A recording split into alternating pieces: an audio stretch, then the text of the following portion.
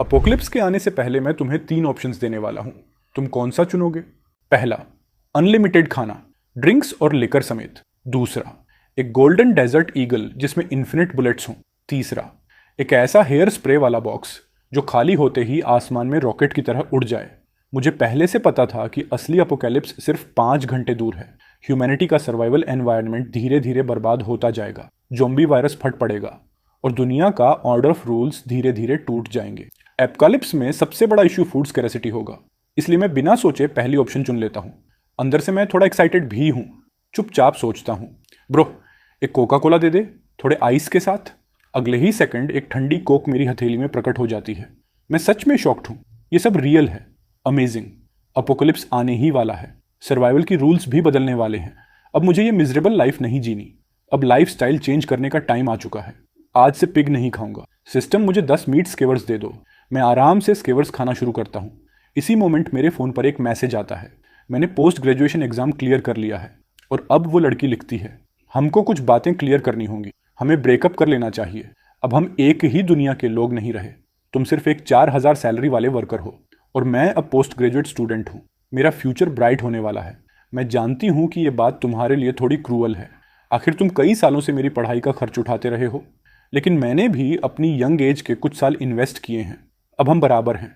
आगे से कांटेक्ट में मत रहना। बस। मैसेज पढ़कर दिल में हल्की सी चुभन होती है, लेकिन अगले ही पल मेरे होंठों पर एक हल्की सी ठंडी मुस्कान आ जाती है। Ex girlfriend.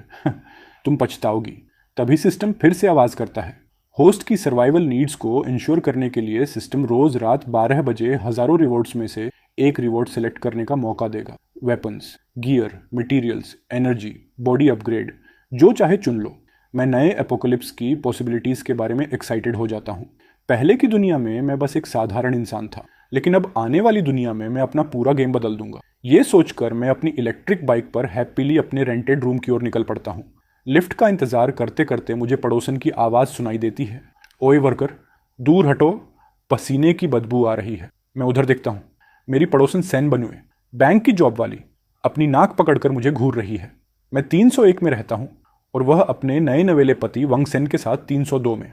1 महीने पहले मैंने उसे व्हाइट वेडिंग ड्रेस में देखा था और सच कहूँ वो लड़की अपीयरेंस और फिगर दोनों में ईजिली 90/100 थी। मेरी एक्स से तो 100 गुना ज़्यादा अट्रैक्टिव। ऐसा टाइप जिसे देखकर किसी का भी माइंड थोड़ा सा नोटी हो जाए। मैं उसे देखता हूँ और मेरे होंठों पर फिर वही हल्की रहस्यमयी मुस्कान आ जाती है। सैन बान्यू चिढ़ जाती है, क्या घूर रहे हो? पूरे दिन काम करके थक जाती हूँ और ऊपर से तुम्हारे जैसे लूजर से सामना हो जाए तो दिन खराब हो जाता है। उसका हस्बैंड एक कॉर्पोरेट कंपनी में हाई एग्जीक्यूटिव है। दोनों अपने आप को सोसाइटी की एलीट समझते हैं और हम जैसे लोगों को दिल से नीचा समझते हैं। लिफ्ट आती है। मैं अंदर चला जाता हूँ। सैन बान्यू क्लियरली डिसाइड करती है कि वो अगली लिफ्ट लेगी, लेकिन दरवाज़ा बंद होने से पहले मैं धीरे से बोल देता हूँ, बाय द वे, अगर रात में भूख लगे तो मेरे पास आ जाना। दरवाज़ा बंद। सैन बनुए शॉक हो जाती है। उसके चेहरे पर इंस्टेंट गुस्सा आ जाता है। मुझे क्यों समझा तुमने? क्या मैं तुमसे खाना मांगने आऊँगी? पागल हो क्या? मैं कमरे में पहुँचता हूँ। वार्डरोब खोलकर सारा विंटर स्टफ निकालता हूँ, क्योंकि बहुत जल्द एक्सट्रीम कोल्ड अपोकैलिप्स आने वाला है। तभी अचानक दरवाज़ा ज़ोर ज़ोर से पीटा जाता है। बाहर से सैन बान्यू की आवाज़, ओ ये लूज़र, बाहर निकल। अभी एक्सप्लेन करो आपने वो बात क्यों कही थी। छुप मत जाना, पता है अंदर ही हो। इसी आवाज़ में उसका हस्बैंड भी बाहर आता है। क्या हुआ सावे? इस लूज़र के दरवाजे पर क्यों चिल्ला रही हो? हस्बैंड, ये लूज़र मेरा हरासमेंट कर रहा है। इसे मैं चैन से रहने नहीं दूंगी। उसका पति गुस्से में मेरी तरफ देखता है, लेकिन जैसे ही मेरी ठंडी और स्टेडी नज़र से उसकी नज़र टकराती है, उसका गुरूर गायब हो जाता है। बॉडी से वो काफ़ी कमज़ोर दिखता है और मैं तो सालों से हैवी मजदूरी करता आया हूँ। अगर फाइट शुरू हो जाए रिजल्ट ऑब्वियस है। वो तुरंत एटीट्यूड बदलकर मुस्कुराते हुए बोलता है, अरे भाई आ गए, ज़रूर थक गए होंगे, आराम कर लो। दोनों जल्दी से पीछे हटते हुए बात करते हैं। तुम भाग क्यों रहे थे? नहीं, मैं डरा नहीं हूँ। हम एलीट लोग हैं और वो एक सोशल ड्रॉप आउट होगा, जेलस है हमसे। लकी लोग हमेशा थोड़ी रियायत दे देते हैं। चलो छोड़ दो। मैं घर के अंदर आता हूँ, सारी विंडोज़ डोर्स बंद करता हूँ, अपनी सारी बचत निकालकर फाइनल तैयारी करता हूँ। रात होते होते गर्म हवा में ठंडी लहर फैलने लगती है और आसमान से धीरे धीरे काले धुएं जैसी ब्लैक स्नो गिरने लगती है। इसके बाद बर्फ ऐसे गिरने लगी जैसे किसी ने इसे आज़ाद कर दिया हो। सिर्फ आधे घंटे में ही हालात बिगड़ गए। टेम्परेचर सीधा 30 डिग्री से 0 डिग्री पर आ गिरा और अभी भी नीचे जा रहा था। मैं थोड़ा एक्साइटेड था क्योंकि रात के 12 बज चुके थे और आज की लॉगिन रिवॉर्ड ये थी।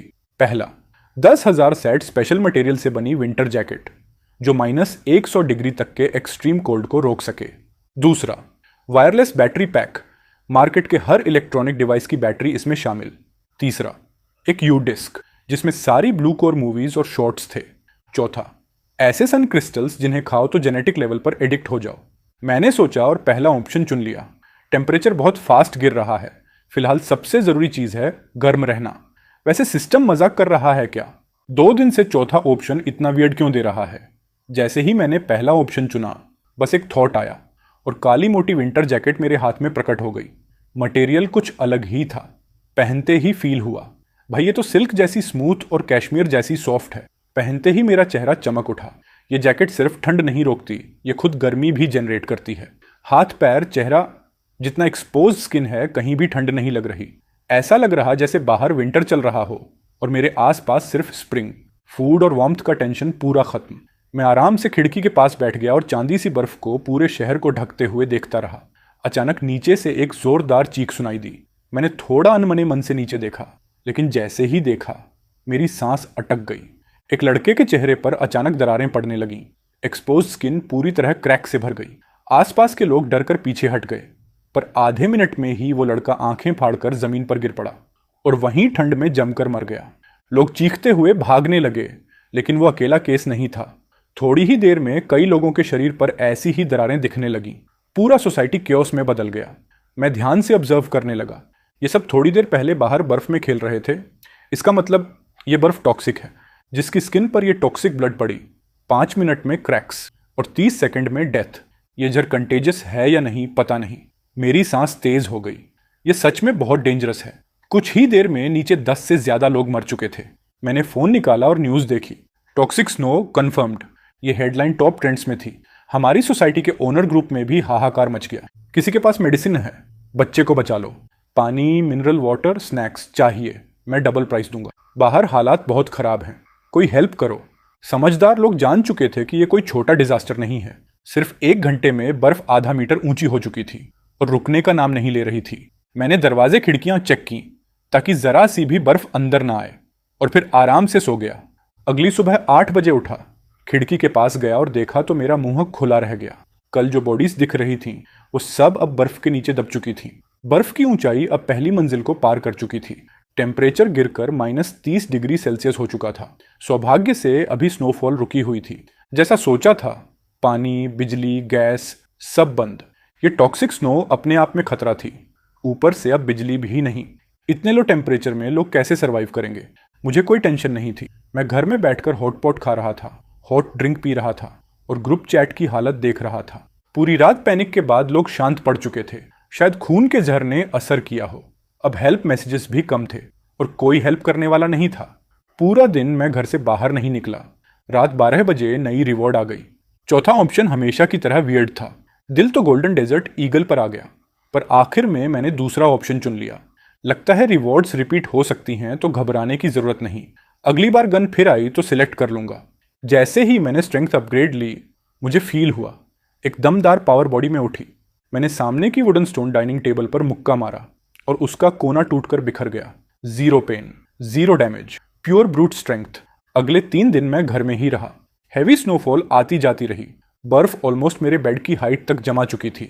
मुझे फ्रेशली रोस्टेड गोल्डन चिकन भी रिवॉर्ड में मिला और एक टैलेंट एबिलिटी भी, every shot hits the target. तीसरी रिवॉर्ड में मैंने कांस्टेंट टेम्परेचर ओवन लिया। ये डिवाइस लोटस जैसा है, साइज में बस हथेली भर। इसे हल्की नीली रोशनी निकलती है। न बैटरी चाहिए न फ्यूल, एनर्जी इन्फिनिट। इसका इफेक्ट जहां रख दो वहां 3 मीटर रेडियस तक टेम्परेचर हमेशा 26 डिग्री सेल्सियस रहेगा। पर वॉलस के पार काम नहीं करता, लेकिन मेरे पास तो 10,000 हैं। कुछ भी घर में रखूंगा, पूरा घर गर्म हो जाएगा। मैं बस थोड़ा चुपचाप बैठा रह गया। ये चीजें मेरी थर्मल जैकेट को भी बेकार बना रही हैं। अचानक किसी ने नीचे मैसेज डाला कि गाइस, कोई नीचे अंडरग्राउंड पार्किंग में सप्लाई एक्सचेंज करने आए। सच बोलूं तो ये आइडिया काफी समझदारी वाला था। पार्किंग भले बाहर से कनेक्टेड है, लेकिन एंट्रेंस पर जितनी बर्फ जमी है उसे बाहर निकलना इम्पॉसिबल है। पर हर बिल्डिंग से इमरजेंसी सीढ़ियों से नीचे उतरकर पार्किंग तक पहुंचा जा सकता है। पूरे दिन घर में कैद रहना भी ठीक नहीं, तो मैंने सोचा थोड़ा घूम कर देखता हूं।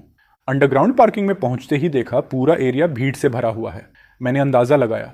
पूरे रेजिडेंशियल कॉम्प्लेक्स में करीब 14 बिल्डिंग हैं, यानी करीब 2700 लोग, लेकिन यहाँ मुश्किल से 600 लोग मौजूद थे। मतलब सिर्फ 5 दिनों में इतनी बड़ी आबादी न जाने कहाँ गायब हो गई। मुझे नहीं लगता कि सब मर गए होंगे। बर्फ रात में शुरू हुई थी, ज़्यादातर लोग उसके कांटेक्ट में आए ही नहीं। शायद कई फैमिलीज के पास अभी भी खाना पीना स्टॉक में है और उन्हें ट्रेडिंग की ज़रूरत नहीं। कहीं पानी के बदले 30,000 mAh की पावर बैंक, कहीं सिगरेट के बदले इंस्टेंट नूडल्स। मैंने चारों ओर स्कैन किया। सबको सिर्फ 2 चीज़ें चाहिए, खाना और पानी। थोड़े लोग दवाइयाँ मांग रहे थे क्योंकि टेम्परेचर इतनी तेज़ी से गिरा है कि आधे लोग ठंड और फ्लू से बेहाल हैं। पानी की बोतलें भी जम गई हैं, पर गर्म पानी से पिघल तो जाएंगी। तभी मेरी नज़र हैंग सेन और सेनान्यू पर पड़ी। उनके सामने सोना चांदी का ढेर लगा था। लगता है ये अपनी पूरी दहेज तक बेचने आ गई है। लेकिन यहाँ किसी को गोल्ड सिल्वर से कोई मतलब नहीं। इस दुनिया में अब मनी बराबर यूजलेस। लोग उन्हें इग्नोर कर रहे थे। सेन ने ऊपर देखा, मुझे देखा और तिरछी सी स्माइल दी। उसकी आंखों में साफ था कि उसे मेरे लिफ्ट वाले शब्द याद आ गए थे, अगर भूख लगे तो रात में मेरे पास आ जाना। शायद उसे सच में लगा कि मुझे पहले से पता था बर्फ गिरने वाली है। मैं उसे इग्नोर करके आगे बढ़ा। फिर मेरी नज़र एक खूबसूरत लड़की पर पड़ी, किसी सेलिब्रिटी से कम नहीं। वह अकेली एक कोने में बैठी थी। उसके सामने ब्रांडेड पर्स, कॉस्मेटिक्स, लेकिन कोई पूछने वाला नहीं। लोग सिर्फ ये कह रहे थे। पहली जानकारी, खून वाली टॉक्सिन सिर्फ स्किन कांटेक्ट से फैलती है, हवा से नहीं। ये अच्छी खबर थी, वरना कोई वेंटिलेशन भी नहीं करता। दूसरी, कुछ लोग भूख से मजबूर होकर बाहर एक्सपेरिमेंट करने गए थे। रिजल्ट ये निकला कि अगर तुम छाता लेकर जाओ और खून को टच न करो तो तुम उन जगहों पर चल सकते हो जहां बर्फ कम हो। प्रॉब्लम यह है कि अभी रेजिडेंशियल एरिया में बर्फ की गहराई 3 मीटर से ज्यादा है। बाहर निकलना ऑलमोस्ट इम्पॉसिबल। कुछ लोग घर के टूल्स से अपने व्हीकल मॉडिफाई करके बाहर निकलने की बात कर रहे थे। Honestly pure nonsense. इतनी बर्फ में जेसीबी भी फंस जाए, वहां कार क्या करेगी। तीसरी खबर, जिन लोगों को खून की टॉक्सिन लगी है उनकी प्यूपल्स पूरी सफेद हो रही हैं। उनके फ्रोजन चेहरे इतने डरावने लगते हैं कि बस। मैंने सोचा ये वाकई फ्यूचर जॉम्बीज बन सकते हैं, और अगर मौसम गर्म हुआ तो बॉडीज डिफ्रॉस्ट होंगी। फिर इसलिए मैंने मन में ठान लिया, आगे से कोई भी स्ट्रेंथ बूस्ट वाला विकल्प आया बस वही चुनूंगा। जितनी ताकत उतनी सर्वाइवल चांस। तभी वही लड़की लिनस्यू मेरे पास आई। ग्वापो, ये ब्रांडेड बैग्स हैं, हजारों डॉलर के। थोड़ा खाना दे दो ना इनके बदले। मैंने कहा, इन चीजों की यहां कोई वैल्यू नहीं, कुछ प्रैक्टिकल ला सकती हो। उसका चेहरा गिर गया। उसे खुद भी पता था कि ब्रांडेड पर्स अब शो पीस हैं। सब लोग टमाटर की तरह लिपटे बैठे हैं। किसे फैशन की पड़ी है। वह अकेली रहती है, उसके पास कोई प्रोटेक्टर नहीं। उसका असली वैल्यू एसेट सिर्फ वही खुद थी, लेकिन वो भी इतनी जल्दी सरेंडर नहीं करना चाहती थी। वह फिर बोली, ग्वापो। उसने जेब से एक काली प्लास्टिक बैग निकाली। मैंने खोला और सच में स्पीचलेस हो गया। अंदर भरे थे लंबे छोटे सिल्क, नेट, हर तरह के महिलाओं के स्टॉकिंग्स, और वो भी यूज किए हुए। और वो मुझे गुआपो बुलाकर समझ रही थी कि मैं कोई लूजर हूं जो ये चीजें लेकर खुश हो जाऊंगा। वह झुककर बोली, यूज्ड हैं, वॉश भी नहीं किए, समझदार हो ना। मैंने बैग वापस पकड़ा दिया। मुझे फालतू एक्सचेंज की जरूरत नहीं थी। मैं तो बड़े शिकार के लिए फिशिंग लाइन फेंक रहा था। मैंने जेब से एक ब्रेड बाहर निकाली और उसके सामने कहा, अगर सच में खाना है तो मेरे घर आ जाओ। हम दोनों एडल्ट हैं। समझ रही हो मैं क्या कह रहा हूं। वह वहीं खड़ी दांत भींचती रह गई। प्री अपोकैलिप्स वर्ल्ड में वह मेरे जैसे बंदे को घूरना भी पसंद न करती, पर अब उसके पास कोई और चारा नहीं। मेरे पास खाना था। मैं आगे बढ़ गया। करीब 2 मिनट घूमने के बाद अचानक इमरजेंसी एग्जिट का दरवाजा धड़ाम से खुला और वहां से 3 पहाड़ जैसे आदमी बाहर भागे। हर किसी के हाथ में किचन वाले बड़े चाकू। सान ब्याओ, जो इस पूरे गैंग का लीडर था, उसके चेहरे पर इतनी मोटी मोटी परतें थीं कि एक नजर में ही लगता था कि यह बंदा हार्डकोर क्रिमिनल है। भाइयों, छीन लो। बोलते ही वो सबसे आगे दौड़ पड़ा और सबसे पास वाले स्टॉल पर टूट पड़ा। उस स्टॉल की मालकिन करीब 70 साल की बूढ़ी औरत थी। उसके पास सिर्फ एक डिब्बा था, बुजुर्गों वाला मिल्क पाउडर। यही उसकी आखिरी उम्मीद थी खाने के बदले में कुछ पाने की। लेकिन सन ब्याओ ने बिना सोचे समझे वो डिब्बा छीन लिया। बूढ़ी ने उसका हाथ पकड़कर अपनी चीज वापस लेने की कोशिश की, लेकिन सन ब्याओ की आंखों में ठंडापन चमका। उसने किचन वाला चाकू उठाया और बिना किसी दया के वार कर दिया। बूढ़ी वहीं धड़ाम से गिर पड़ी, बिल्कुल बेबस। ये आदमी लोगों को मार रहा है। किसी ने चिल्लाया और पल भर में सब लोग जान बचाने के लिए भागने लगे। मैं जरा भी नहीं डरा। आखिर मैं रोज चेक इन करके रिवॉर्ड्स लेता हूं, और पिछले 2 दिन से मैंने फिजिकल स्ट्रेंथनिंग चुना हुआ है। ये तीनों लौंडे मेरे सामने कुछ नहीं है, लेकिन फिर भी मैं किसी और की लड़ाई में दखल देने नहीं वाला था। भीड़ के साथ साथ मैं भी डिस्को वाली तरफ धीरे धीरे चल ही रहा था कि तभी लगा कई दिनों बाद आखिरकार ऑर्डर टूट चुका है। जब बात सर्वाइवल पर आती है ना, तो इंसानियत का हर चमकता टुकड़ा मिट्टी में मिल जाता है। और आज की ये लूट, ये तो बस शुरुआत है केओस की। काय देख रहे हो? For me, snatch everything, move. Sun Biao की दहाड़ पर उसके 2 चमचे भी खून खराबे पर उतर आए। ये देखकर लिन्यू घबराकर अपनी बिल्डिंग की तरफ भागी। जमीन पर पड़ा उसका ब्रांडेड बैग भी उठाने का टाइम नहीं मिला, और वो ये तक नहीं देख पाई कि उसकी आईडी कार्ड भी गिर चुकी है। हंग सैनवे को घसीट कर भाग रहा था। पूरी भीड़ भगदड़ में थी। ये ओवरलव्ड कपल भी जल्द ही गिर पड़ा। पति सैन्यू डर के मारे कांप रहा था। टांगों में ताकत ही नहीं बची थी उठने की। वाइफ, जल्दी उठो। हैंग ने उसे उठाने की कोशिश की, लेकिन वो खुद भूखी थी और उठ ही नहीं पा रही थी। और दूर से सनब्याओ चाकू लेकर उनकी तरफ बढ़ रहा था। हंग ने तुरंत कहा, वाइफ रुको, I will bring someone for help. और ये बोलकर वो पीछे मुड़कर भी नहीं देखा और भाग गया। सैनबैन दंग थी। उसने कभी सोचा भी नहीं था कि उसका नया नया पति उसे यूं छोड़कर भाग जाएगा। सन ब्याओ उनकी तरफ दनदनाता हुआ आ रहा था और वो डर से रो पड़ी। मैंने आगे बढ़कर उसे उठाया। सन ब्याओ गुर्राया, ये मेरी शिकार है, ऐसे गायब नहीं हो सकती। मेरी मजबूत बाहें महसूस होते ही सैन्यू को एहसास हुआ कि उसकी जान मैंने बचाई है। वो दिल से बहुत ज्यादा शेखन थी। उधर सान ब्याओ और उसके साथी लगातार हमला जारी रखे हुए थे। जब पूरा अंडरग्राउंड पार्किंग खाली हो गया, तभी तीनों ने मारकाट बंद की। फिर उनके 2 साथी पार्किंग में इधर उधर घूमकर चीजें उठाने लगे। लोगों ने डर के मारे सब छोड़ दिया था और इन्हें भर भर कर खाना मिल गया। सान ब्याओ बोला, ये खाना तो कुछ दिन निकाल देगा, लेकिन आगे मुश्किल होगा। लोग अब अपने दरवाजे बंद रखेंगे। अगर दोबारा खाना चाहिए तो मजबूरन दरवाजे तोड़ने पड़ेंगे। बॉस, कुछ ढांसू चीज मिली है। ये किसी लड़की की आईडी है। सच बताऊं, असली फोटो में कोई फिल्टर नहीं होता। ये तो कमाल की फर्स्ट क्लास ब्यूटी लगती है। अगर इसे पकड़ लें तो मजा आ जाएगा, आपको भी हिस्सा मिलेगा। लेकिन पहले खाना ले चलते हैं। मैंने सैन्यू को उसके बिल्डिंग तक पहुंचाया और इमरजेंसी एग्जिट का दरवाजा ब्लॉक किया। फिर अपने फ्लोर पर लौटा। उसने अपनी दरवाजा देखते ही ताकत जुटाई और धड़ाधड़ पीटने लगी। वेन, वंगेन, डोर खोलो। तुम कायर हो, अपनी वाइफ को छोड़कर भागे हो और खुद घर में छुपे हो। शर्म नहीं आती? आवाज इतनी तेज और पागलपन से भरी थी कि मजा आ गया। मैं अपनी दरवाजे पर टिककर पूरा तमाशा देखने लगा। अंदर डरा कंपाता वांग सेन पी फोल से झांका। जब उसने देखा कि बाहर सिर्फ उसकी वाइफ और मैं हूं, तब जाकर वो हिम्मत करके दरवाजा खोला। बेन्यू, तुम ठीक हो ना? अंदर आओ जल्दी, वरना वो लोग वापस आ जाएंगे। बन्युए फट पड़ी। शादी से पहले तो बहुत मर्द बनते थे, लव फॉर एवर बोलते थे। डेंजर मिला तो वाइफ को छोड़कर भाग गए। मैं अंधी थी जो तुमसे शादी कर ली। मैं किनारे खड़ा ये पूरा सीन एंजॉय कर रहा था, और ये देखकर वांग सेन का चेहरा और भद्दा हो गया। वो बोला, नहीं बन्यू, मैं डर नहीं रहा था। मैं तो हेल्प लेने गया था, पर कोई मिलने को तैयार ही नहीं था। इसलिए टूल्स लेने वापस आया था ताकि तुम्हें बचा सकूं। तुम मानो प्लीज। तो फिर दरवाजा बंद क्यों कर दिया था? इस सवाल का कोई जवाब उसके पास नहीं था। बेन्युए रोते झींकते बोली, घर का सारा खाना पीना खत्म हो गया है। अभी अभी मेरा मिरर ब्रेसलेट भी खो गया। मैं क्या करूं? मैं अभी भी यंग हूं। मैं तुम्हारे साथ भूख से मरना नहीं चाहती। और रोना शुरू कर दिया। इस वक्त सैन्यू पूरी तरह लाचार थी। वांग सेन भी उतना ही बेबस था। सोसाइटी में खुद को बड़ी एलाइट क्लास समझता था, सालाना लाखों कमाता था, लेकिन इस हालात के सामने उसकी औकात साफ दिख रही थी। अचानक उसकी नजर मेरी तरफ गई। मैं जो एक कोने में खड़ा मुस्कुराते हुए पूरा सीन एंजॉय कर रहा था। उसी वक्त उसे एहसास हुआ कि कुछ तो गड़बड़ है। ये लड़का दिखने में सही ठाक लग रहा है, चेहरा भी फ्रेश है। इसे बिल्कुल भूख नहीं लगी। वांग सेन हिचकिचाते हुए बोला, भाई तुम्हारे घर में खाना है क्या? हाँ, और काफी है। ग्रेट। क्या थोड़ा हमारे साथ शेयर करोगे? Naturally no. मैंने जेब से एक ठंडी ड्रिंक निकाली, एक घूंट लिया और कड़क आवाज के साथ कैन खोली। हेवनली सोल्जर वाला साउंड आया। ऊपर से ड्रिंक आइस कोल्ड थी। मजा आ गया। वांग सेन और उसकी बीवी की आंखें गुस्से से बाहर आने वाली थीं। उन्हें देखकर मैं अंदर ही अंदर हंसा। कभी भी एक गरीब दिखने वाले लड़के को अंडर एस्टिमेट मत करो, वरना बाद में पकड़ में भी नहीं आओगे। वांग सेन ने गोल गोल मुस्कुराहट डाली। हम पड़ोसी हैं। जैसा कहते हैं, near by neighbour is better than far away relative. तुम थोड़ा खाना दे दो, बदले में जब स्थिति ठीक हो जाएगी तो मैं तुम्हें अपनी कंपनी में जॉब दिलवा दूंगा। 6000 पर मंथ, चलो 8000 ही सही। मैं हंस पड़ा। ये आदमी अभी भी प्री एपोकलिप्स माइंडसेट में जी रहा है। मैंने एक क्रिस्पी फ्राइड चिकन का बड़ा सा पीस निकाला और खाना शुरू किया। वांग सेन और उसकी बीवी की आंखें उसी चिकन पर टिकी रह गईं। सैन्यू धीमी आवाज में बोली, प्लीज, हम पैसे देकर खरीद लेंगे। टाइम बदल चुके हैं।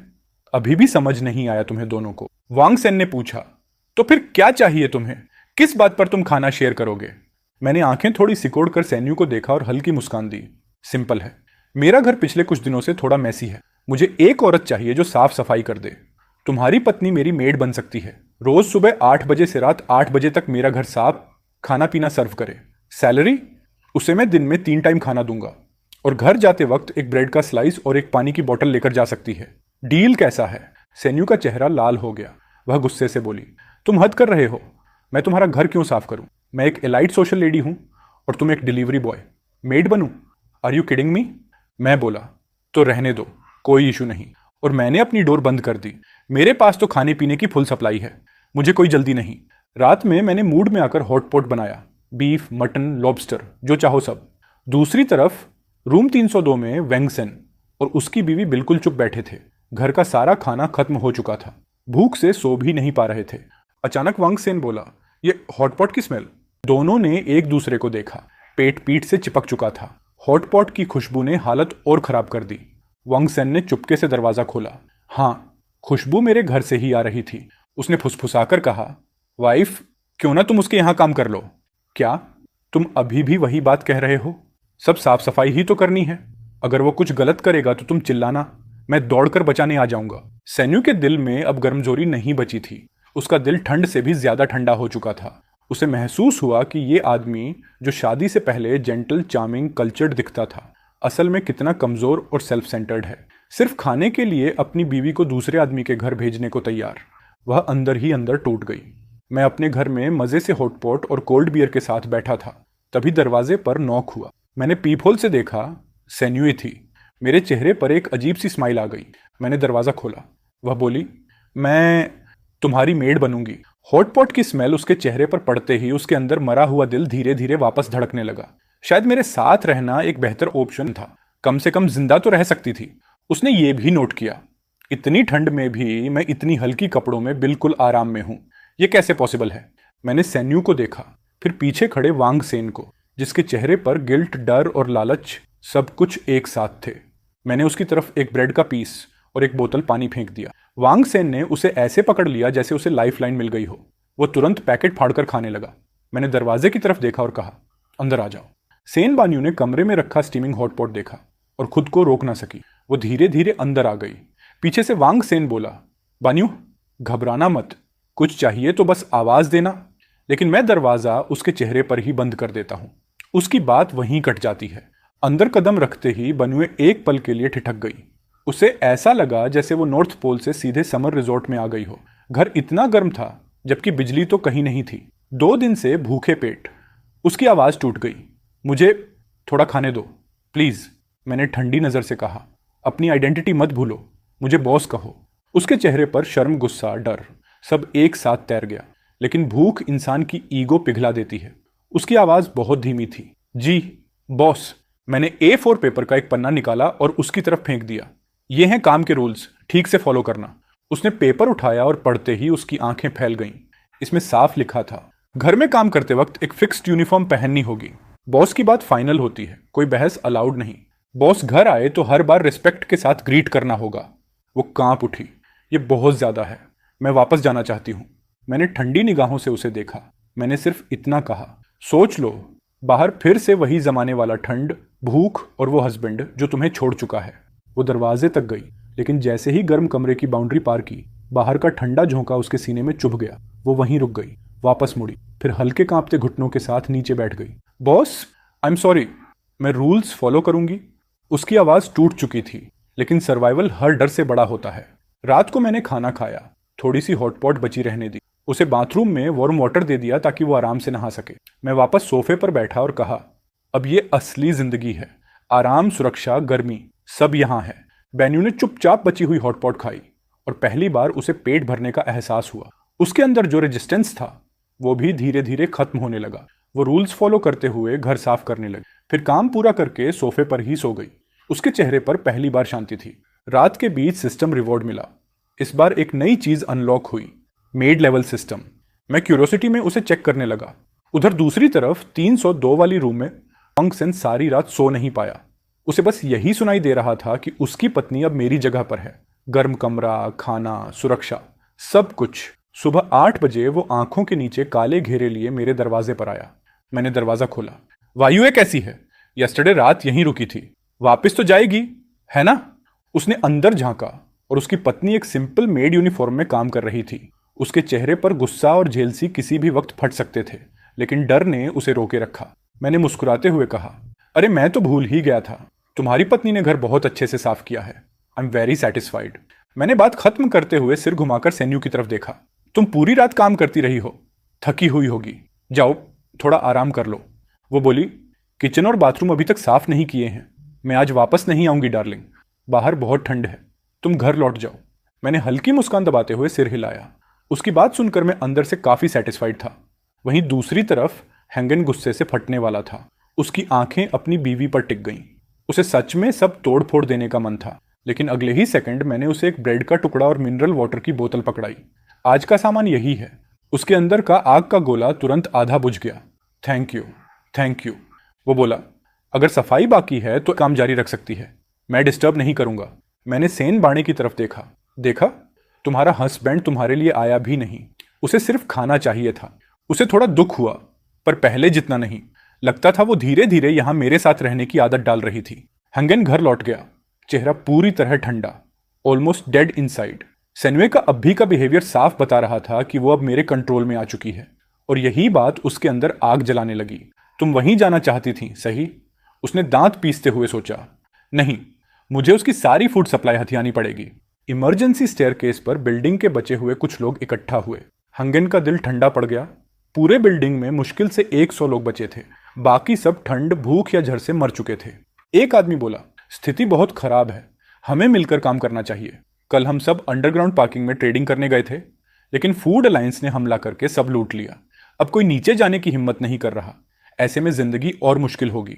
मेरी राय है, उसने कहा, जो परिवार बचे हैं वो एक अलायंस बना लें, रिसोर्सेज शेयर करें और मिलकर इस क्राइसिस का सामना करें। भीड़ में से किसी ने चिल्लाया, बातें मत करो, सब भूखे मर रहे हैं, तुमसे रिसोर्सेज शेयर क्यों करें? एक और आदमी बोला, हर परिवार से एक जवान आदमी प्रोटेक्शन टीम में भेजो। हम पहली मंजिल के 101 से शुरू करके हर दरवाजे पर सप्लाईज के लिए सर्च करेंगे। जहां घर में कोई जिंदा ना मिले वहां से सारा सामान ले लेंगे। फूड अलायंस लोगों को मारती है तो हम चुप नहीं बैठ सकते। वो 3 हैं, हम 10 से ऊपर। डरने की जरूरत नहीं। लोग धीरे धीरे सहमत होने लगे। फिर सवाल आया, सप्लाईज बांटी कैसे जाएंगी? जवाब मिला, जो प्रोटेक्शन टीम में शामिल होंगे उन्हें हिस्सा मिलेगा। एक बूढ़ी औरत बोली, लेकिन मेरे घर में तो सिर्फ मैं और मेरी बेटी हैं, मैं 60 की हूं, हम तो हिल भी नहीं सकते। एक आदमी चिल्लाया, ये सिस्टम गलत है, हम बूढ़े लोग क्या करें? हैंगन के चेहरे पर एक दुष्ट चमक आई। ओल्ड विच मुफ्त में खाना चाहती है। लेकिन वो बोल पाता उससे पहले एक मध्यम उम्र का आदमी फट पड़ा, मुझे परवाह नहीं तुम जियो या मरो, वही होगा जो वानसन कह रहा है। जो काम करेगा वही खाएगा। जो जीना चाहता है उसे ओबे करना होगा, जो नहीं मानेगा कॉन्सिक्वेंसेस झेलेगा। हंगेन ने मन ही मन इस बात का समर्थन किया, लेकिन भीड़ अचानक चीखने लगी। मध्यम उम्र के आदमी का चेहरा काला पड़ गया। उसने तुरंत उस औरत का सिर पकड़कर दीवार पर दे मारा, बार बार। खून हर तरफ फैल गया। सर्वाइवल का दबाव अब पूरी तरह जानवरपन बन चुका था। वो आदमी उस औरत को वहीं पीट पीट कर खत्म कर देता है। ये देखकर बाकी सब भी डर के मारे जम जाते हैं। करीब दर्जन भर मर्द एक दूसरे को ऐसे देखते हैं जैसे किसी इनविजिबल लॉक को खोल दिया गया हो। बेकार लोगों को बाहर निकालो, काम के लोग रहेंगे, जो नहीं मानेंगे हटाओ यहां से। हंगेन स्तब्ध था। उसकी प्लानिंग थी, प्रोटेक्शन टीम बन जाए तो वो मुझे धमकाकर खाना ले लेगा और अपनी पत्नी को बचा लेगा। लेकिन उसने इंसानों की असली बुराई को अंडर एस्टिमेट कर दिया था। उसके जैसा डरपोक आदमी वहां रह भी नहीं सकता था। वो लड़खड़ाता हुआ अपनी फ्लैट की ओर भागा। घर लौटकर सैन्यू ने पूछा, मालिक, बाहर लड़ाई हो रही है, क्या हुआ?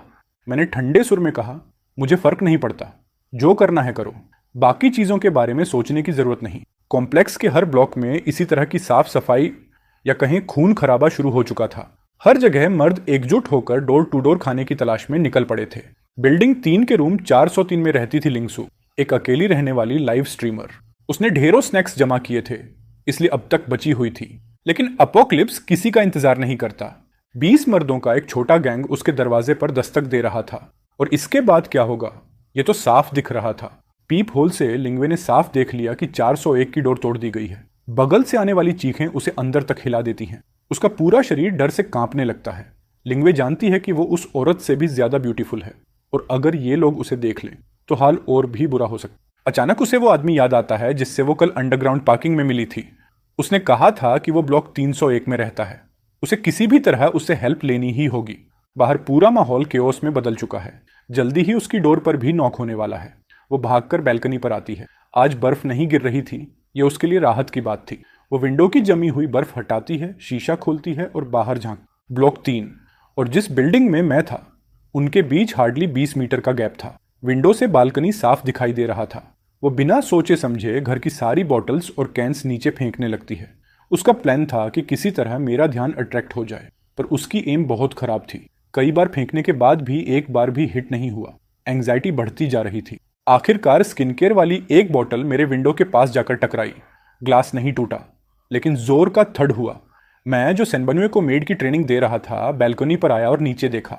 वहां लिंग हाथ हिलाते हुए खड़ी थी, डर से ऑलमोस्ट रोते हुए। प्लीज सेव मी, ये लोग अंदर घुसने वाले हैं।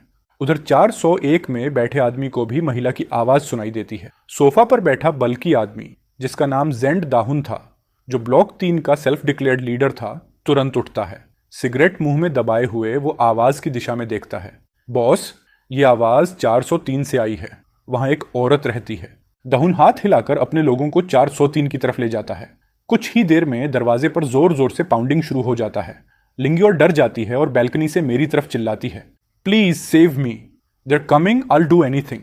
मैं आर्म्स फोल्ड करके हंसी दबाते हुए कहता हूं, सेव तुम्हें कर दूं, लेकिन तुम्हें पता है उसकी कीमत क्या होगी। लिंगे की आंखें भर आती हैं। कांपती आवाज में बोलती है, बस मुझे बचा लो, मैं तुम्हारी गर्लफ्रेंड बन जाऊंगी। मैं हल्के से सिर हिलाता हूं, गर्लफ्रेंड की जरूरत नहीं है। और तभी सेन्यू, जो मेड वाला स्पेशल आउटफिट पहने हुए थी, धीरे धीरे मेरे पास आती है। लिंगू उसे देखकर शौक में जम जाती है। उसके चेहरे पर साफ लिखा था, ये बंदा नॉर्मल नहीं है, ये कुछ और लेवल पर है। मैं सेन्यू के बालों पर हाथ फेरता हूं और लिंगू की तरफ देखता हूं।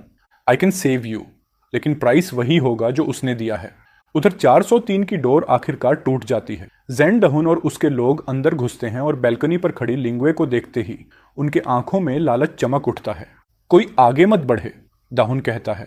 रिलैक्स गर्ल, हम सब तुम्हारा ख्याल रखेंगे। लिंगे आंसू रोकते हुए कहती है, आई विल डू एनीथिंग, बस मुझे जिंदा रहने दो। अगर मुझे ये लोग पकड़ गए तो पता नहीं कितनों के हाथों। लेकिन तभी दाहुन की नजर दूसरी तरफ जाती है। सामने वाली बिल्डिंग की विंडो में मैं खड़ा था और अगले ही सेकंड मैं विंडो से कूद चुका था। 20 मीटर का गैप क्रॉस करते हुए सीधे 403 के बैल्कनी पर लैंड करता हूं। जेन दाहुन के चेहरे पर डिसबिलीफ जम जाता है। मेरे लैंडिंग से उठी हवा अभी बैठी भी नहीं थी कि मैं सीधे उसके चेहरे के सामने आ चुका था। मेरे शूज का साइज 44 वाला भारी किक सीधा उसकी फेस पर लगता है और वो पीछे की तरफ गिरते हुए अपने आदमियों पर जा धम्म से गिरता है। मैं खुद भी थोड़ा हैरान होता हूँ। लेवल 6 वाली स्ट्रेंथ, डेमन, ये तो बहुत ओपी है। दाहुन मुश्किल से उठता है। डर भी रहा था, लेकिन उसके पास 20 लोग थे, सब हाथों में नाइव्स लिए खड़े थे। इससे उसे थोड़ी हिम्मत मिलती है। हीरो बन रहा है, देख कितने लोग हैं मेरे पास, मारो इसे। उसके आदेश पर सब लोग आगे बढ़ते हैं। मैं हल्की सी मुस्कान देता हूं। परफेक्ट, अब देखते हैं मेरी डिस्ट्रक्टिव पावर कितनी बढ़ी है। मैंने किसी वेपन की जरूरत नहीं समझी। पहला पंच मैंने सामने वाले आदमी को मारा। इंपैक्ट इतना सॉलिड था कि वो यहीं खत्म हो गया। मैं डिटेल में नहीं जाऊंगा, बस इतना कि बाकी सभी के कदम वहीं रुक गए। सब शोक में फ्रीज। लिंगे के चेहरे पर गर्म छींटे पड़े और वो वहीं बेहोश हो गई। मैं भी अपने हाथ को देखकर हैरान था। मैं नीचे पड़ा किचन नाइफ उठाता हूं और बाकी लोगों की तरफ कामली देखता हूं। चलो बॉयज, अब वेस्ट की सैर पर ले चलता हूं। बाकी लोग डर से चिल्लाते हुए डोर की तरफ भागते हैं। 20 लोग एक छोटे से दरवाजे में फंस जाते हैं। दाहुन सबसे आगे निकलने की कोशिश करता है। मैं शांत चेहरा रखते हुए बस इतना कहता हूं, रनिंग वोंट हेल्प। और फिर मैं आगे बढ़ता हूं, बस इतना कि दुश्मन भागने की कोशिश करते हैं और उनका पूरा ग्रुप बिखर जाता है। कुछ ही देर में 403 का कमरा एक वॉरजोन की तरह बिखर चुका था और माहौल पूरी तरह शांत। आधी ही पॉपुलेशन बच पाई थी। मैं 403 से बाहर निकला। पूरा हॉलवे खाली था, तो मैंने वो टूटा फूटा किचन नाइफ फेंक दिया। 401 का दरवाजा पूरा खुला पड़ा था। अंदर वो औरत जो मरने ही वाली थी, घिसटते हुए दरवाजे तक पहुंचने की कोशिश कर रही थी। उसने बड़ी मुश्किल से मुझसे मदद मांगी। मैंने अंदर झांका। ये औरत दिखने में एवरेज ब्यूटी थी, उम्र शायद 30 से 40 के बीच। अगर ये दुनिया तबाह न हुई होती तो शायद अभी भी अच्छी लगती, लेकिन अब उसका टाइम खत्म था। शायद आखिरी होश में थी। मेरी बेटी को बचा लो। उसने उम्मीद से मेरी तरफ देखा। मैंने ठंडे मन से कहा, नॉट इंटरेस्टेड। ये बोलकर मैं मुड़ने लगा। उसकी आंखों की रोशनी धीरे धीरे बुझने लगी। सिर जमीन पर गिरा। उसकी लाइफ फेड होते होते उसने कुछ ऐसे शब्द बोले कि मेरे कदम रुक गए। हाई चेन, से रिजॉल्व, हो सकता है बात पूरी करने से पहले ही उसने आखिरी सांस ले ली। University of Science and Technology of हियनचेन। मैंने आंखें थोड़ा सिकोड़ लीं। ये बात मेरे लिए इंटरेस्टिंग थी क्योंकि मेरी एक्स गर्लफ्रेंड जो यूफेई भी इसी यूनिवर्सिटी की थी। मैंने लाश को देखा, हल्का सा सांस छोड़ा और उसके घर में घुस गया। उसका पति पहले ही फर्श पर गिरा पड़ा था। आंखें खुली, यकीन के बाहर। मैंने घर में एक फैमिली फोटो ढूंढी। तस्वीर देखते ही मेरी नज़र चमक गई। उनकी बेटी काफ़ी खूबसूरत थी। उस लड़की में साफ साफ यूथ वाइब था। हंसते समय क्यूट से डिम्पल। मैं अंदाज़ा लगा सकता था कि वो स्टार लेवल की ब्यूटी है, शायद सैनमान यूएस से भी ऊपर। एकदम परफेक्ट मेड कैंडिडेट। और हाँ, उसका नाम भी पता चल गया, चेंजुंगसी। उम्र 19, सेकेंड ईयर, कम्युनिकेशन डिपार्टमेंट, हियनचेन यूनिवर्सिटी। मैंने कहा, गुड, वेरी गुड। जब बाहर निकलने लायक ताकत हो जाएगी तो मैं हियनचेन यूनिवर्सिटी जाऊंगा। उम्मीद है वो अभी भी जिंदा हो। और याओ यूफेई, तुम भी मरना मत। मैंने चेन युंगसी की फोटो जेब में रखी और 403 वापस आकर लिंसू को जगाया। वो उनिंदी आंखों से उठी और उसने मुझे खून में लथपथ और घर को एकदम हेल जैसा देखा। उसने चीखने की कोशिश की पर मैंने एक थप्पड़ लगा दिया। क्यों चिल्लाती हो? So annoying. लिंसू होश में आई, डर से कांप रही थी। चलो मेरे साथ आओ। मैं उठकर बाहर निकल गया। वो लाशों से भरे कमरे को देखकर उल्टी करने जैसी हालत में थी। पैर कांप रहे थे, लेकिन मैं आगे बढ़ चुका था तो वो डर के मारे रेंगते रेंगते बाहर आई। अब यहाँ टिकना नामुमकिन था। उसे मेरे पीछे ही आना पड़ा। मैं इस बार खिड़की नहीं कूदा, आराम से सीढ़ियाँ उतर रहा था क्योंकि प्लान था कि वापस अंडरग्राउंड पार्किंग जाना है। लिंजू नीचे आई और उसने 401 की महिला की लाश भी देखी। उसे थोड़ा दुख हुआ। इस तबाह दुनिया में औरत की किस्मत दो ही चीज होती है, या तो किसी स्ट्रांग आदमी की प्रोटेक्शन या फिर कई मर्दों द्वारा शिकार बनना। इसके अलावा कोई तीसरा रास्ता नहीं। डिग्निटी, मोरलिटी, प्योरिटी, ये सब पावर के सामने जीरो है। उसने महसूस किया कि अगर वो मेरे साथ न आती तो शायद उसकी हालत भी उसी औरत से बदतर होती। ये सोचते ही उसके भीतर थोड़ी हिम्मत आई और वो तेज कदमों से मेरे पीछे चल पड़ी। हम दोनों अभी अभी अंडरग्राउंड पार्किंग पहुंचे थे कि अचानक आवाजें सुनाई दी। ये लोग तो बड़े स्मार्ट हैं, हर बिल्डिंग में खुद का टीम बना ली है और हम पुराने लोग खाली हाथ हैं। लियनमैन अपने सिर की चोट पर हाथ रखे गुस्से में था। अभी अभी वो 2 आदमियों के साथ दूसरी बिल्डिंग लूटने गया था जहां दर्जनों लोगों ने मिलकर उन्हें ऑलमोस्ट मार ही दिया था। वो किसी तरह जान बचाकर लौटा था। अब बाकी बिल्डिंग्स भी अलर्ट हो चुकी थीं। बॉस, अब क्या करें? मुझे क्या पता। हर तरफ से हालात बिगड़ रहे हैं। जानपेन कुछ बोलने ही वाला था कि अचानक फुटस्टेप्स की आवाज आई। मैंने भी उन्हें देख लिया। लिंस पहचानते ही डर के मारे मेरे पीछे छुप गई। पूरे रेजिडेंशियल कॉम्प्लेक्स में कौन नहीं जानता कि ये तीनों कितने खतरनाक हैं।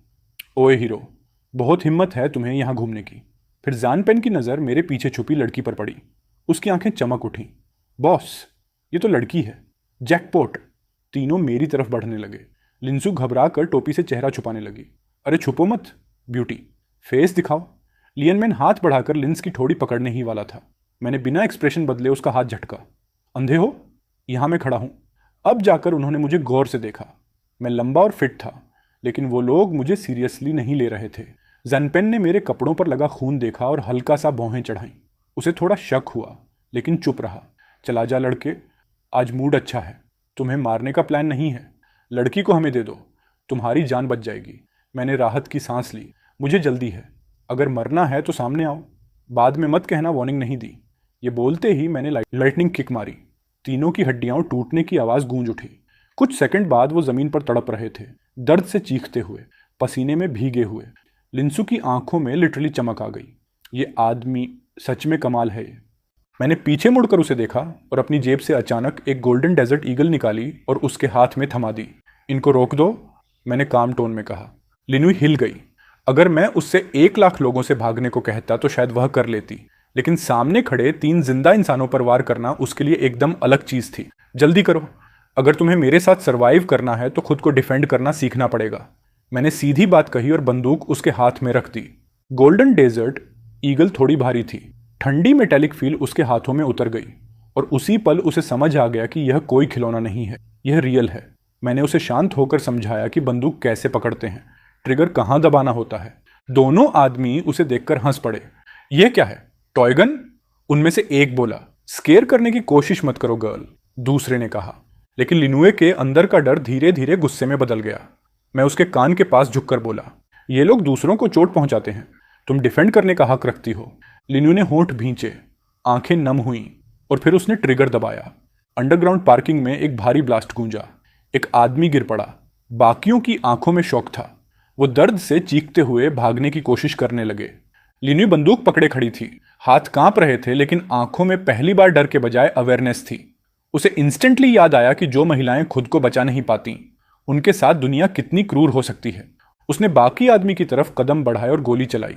इस बार बुलेट उसके पैर में लगी और वह दर्द से चीखते हुए गिर पड़ा। प्लीज मुझे मत, उसने कहा। मैंने पास आकर गन ले ली और शांत टोन में कहा, गुड। लिन्यू वहीं बैठ गई। उसके हाथ कांप रहे थे।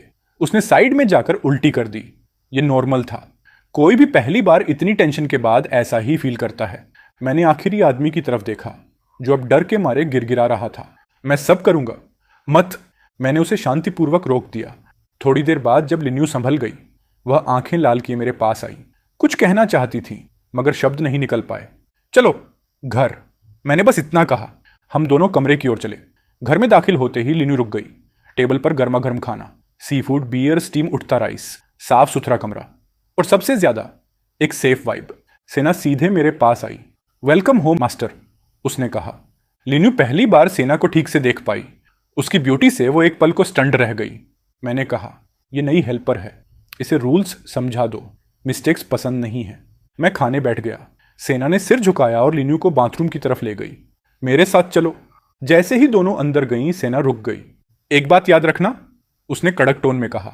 एक बार इस घर में आ गई हो तो डिसिप्लिन जरूरी है, बिना अनुमति कुछ नहीं। लिन्यू डर गई, लेकिन आज के एक्सपीरियंस ने उसे मजबूती दी थी। उसने सिर झुका लिया। बाथरूम में सेना ने उसे साफ कराया, कम बोलते हुए। शायद वह भी अपने मन में बहुत कुछ सोच रही थी। बहुत सवाल मत पूछा करो, सेना ने कहा। यहां सरवाइव करना ही असली लक है। आधे घंटे बाद दोनों बाहर आईं। मैं खाना खा चुका था। मैंने एक बड़ी ऑस्ट्रेलियन लॉबस्टर उसके सामने रख दी। गुड जॉब, मैंने कहा। लिन्यू ने गर्म आंसू भरी आंखों से उस लॉबस्टर को देखा। इस बर्बाद दुनिया में इतने अच्छे खाने का मिलना किसी सपने से कम नहीं था। वह थोड़ी देर में पहली बार हल्का सा मुस्कुराई। मैंने सिस्टम पैनल में उसके स्टैट्स देखे और संतोष से सिर हिलाया।